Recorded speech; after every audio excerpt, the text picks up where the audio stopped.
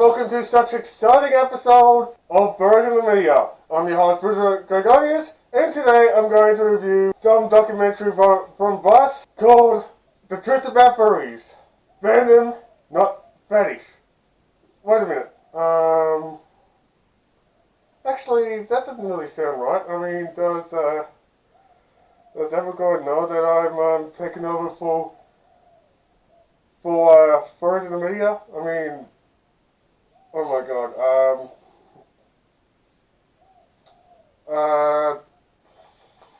sorry about that,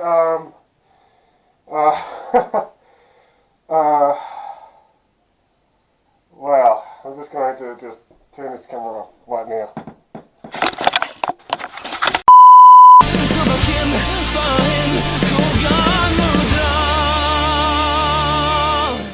G'day fellow creatures of Bethesda, this is the most must-see Argonian here on YouTube, Bruzo Dragonius. There is this one reason why I did a video 2 weeks ago, a reaction video of some video about furries that is done on mainstream media. Because, well, reaction video, which is to the Vice documentary of Vice called The Truth About Furries, Fandom, Not Fetish, is because of something that is leading up to this episode of Argonian.POV.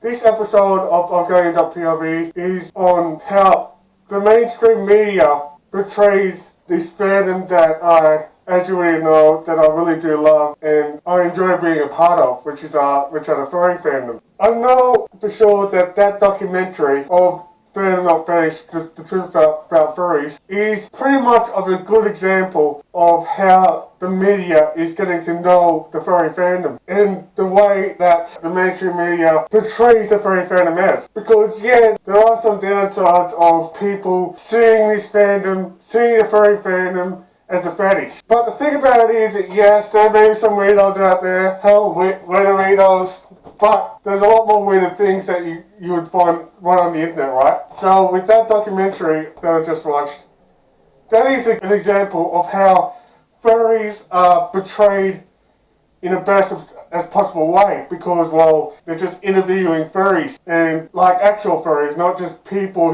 that are actors. It's just apparent that the furries are portrayed in a good nature, or at least the best possible nature. But if you go back in time around the 90s and that, where the furry fandom is all about, I don't know, like that is just a very, very small minority or something like that as a fandom, where like the furry fandom is just, I just think that it's just people dressing up in animal costume and whatnot. Yes, there are some downsides to it. To me, the mainstream media about furries, whether it's this episode of CSI, Fur and Loathing, that's just non-furry actors wearing cheap mascot suits. Yeah, it is very cringe-worthy in that. And like I said in that video before, that CSI is not a documentary, it's a TV show. And yes, I do stand my point there. Even though that, yes, there's the ways that people use to investigate forensics and that's the real methods. There's some explanations on what things are happening, even though that with CSI that's not that accurate because, well, fursuit feet don't leave footprints onto the floor like paw prints and that. Not all fursuit feet are like that. And even if they do leave out paw prints, they're not that powdered or coated in just completely wet paint to make those paw print footpaths and that, even though that they do show it. The thing about it is that, like I said, CSI didn't show what the real actual truth about the furry fandom. Because all they care about is ratings. Because of the simple rule when it comes to ratings, whether it's TV shows, video games, or whatever, is that sex sells. Just think about it, because ratings could mean money, and like good ratings means good money, and that's all. And that's what the TV networks think about. What about today's mainstream media, whether it's the furry conventions, the news topics and that, where you see furry conventions in the news or probably in a paper, and I just see that the way that the news reporters do take of it is that there's some that are just very much uneducated about us and that, and there's some that, you know, that does a lot of research what furries actually are, because the fact being is that, yes, sure, we are really weird people. I do get the fact being is that there's some of us that like to dress up as our animal selves. And I do have these mixed feelings, because the fact being is that there's some sort of media that I'm really pissed off about, that of things like, say, the Daily Telegraph, that I see that they don't do enough research about the furry fandom and what they're all about, and all they do know about it is that furries, or what it's claimed to be, that furries are 100% sexual deviants.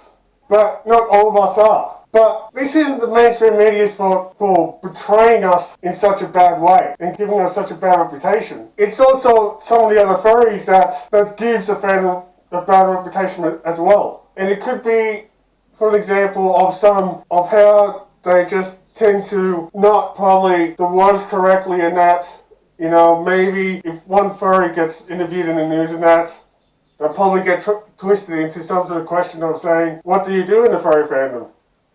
And this person might say, well, or what is a furry fandom? Does it involve sex? Or whatever? I know for sure that question isn't really that much worth answering, because you don't know if it gives a very bad impression on how the non-furries do put it in this way. And about those porn artwork and that, even that isn't helping the case that furries are not sexual deviants. Some furries are sexual deviants, some isn't, okay? And if not some of them, a majority of furries are. But the media would like to say, or would love to put in, that some means all. So that is the reason why that the media think of us as sexual deviants. That is the reason why people, even normies, think that we do this as a fetish. But to be honest with you, we just do it as a hobby. And yes, there are some bad eggs that misrepresent the furry fandom in front of media. And yes, there are some porn. You know, I'm not going to show any of the porn artwork because it's really a PG-13 channel. But yes, there are people that are dressing the porn drawings of animals with dicks going out or something like that. Sorry about that. Sorry about saying the dirty things in that. But the thing about it is that, well, if they wanted to base furries because of the artwork, because of the porno artwork, but not safe for work art, I mean, they obviously don't know the exact meaning of the term Rule 34, which means anything that existed, there is porn of it. Like, for instance, there's some porn on My Little Pony. There's some Star Wars porn, or anime porn. But the thing about it is that they don't class people that watches them or watches anime as sexual deviants. Just that there are some people out there that are. And I'm not going to get into that much detail as well. I'm not going to get into that. But let's put it this way.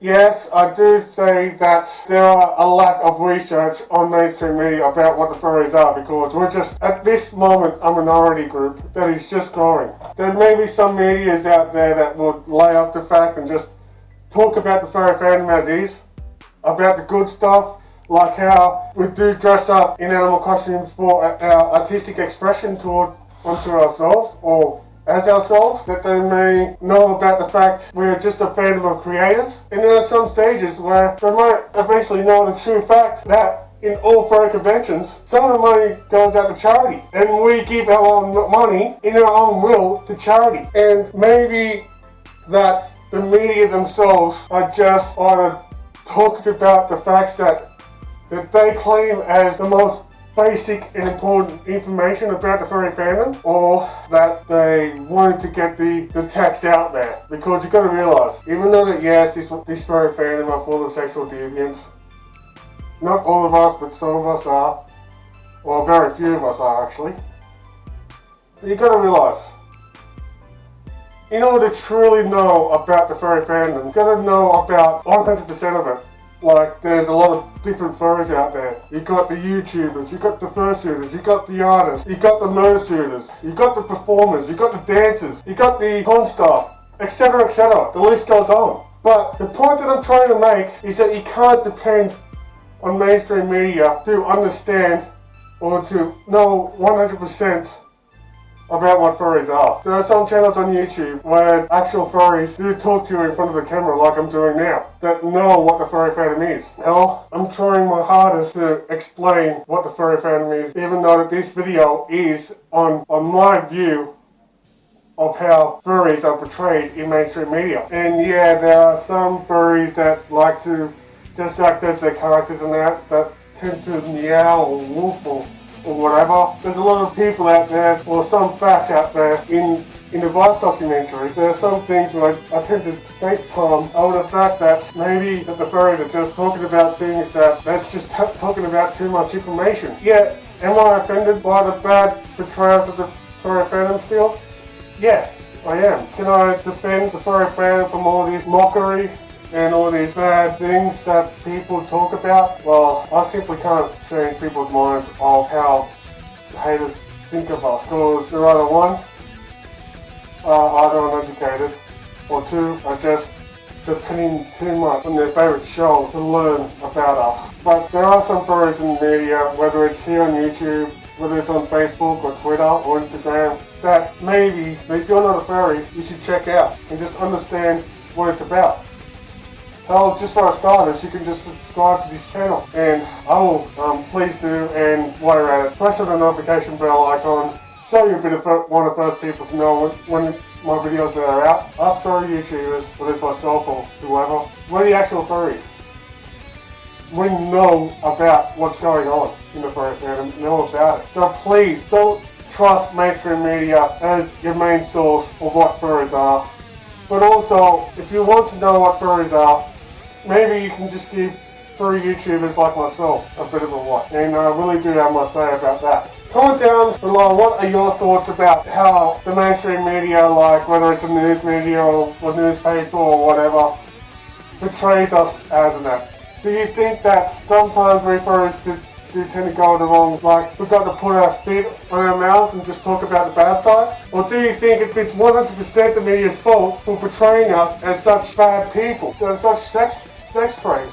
If you do enjoy this video, then show me by giving me a thumbs up. Also, please share this video as well as subscribing and press the bell icon. The links to my social media things is on the description below, and if you want to play on a PS4 with me, or if you want to friend me on PS4, my gamer tag is Bruzo Dragonius. Same as when you meet me in Tamriel, look for that same gamer tag as well as this face.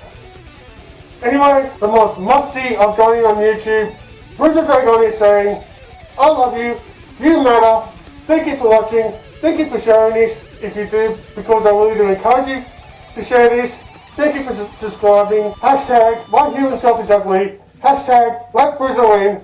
And as always, may the hits guide you all. Bye for now.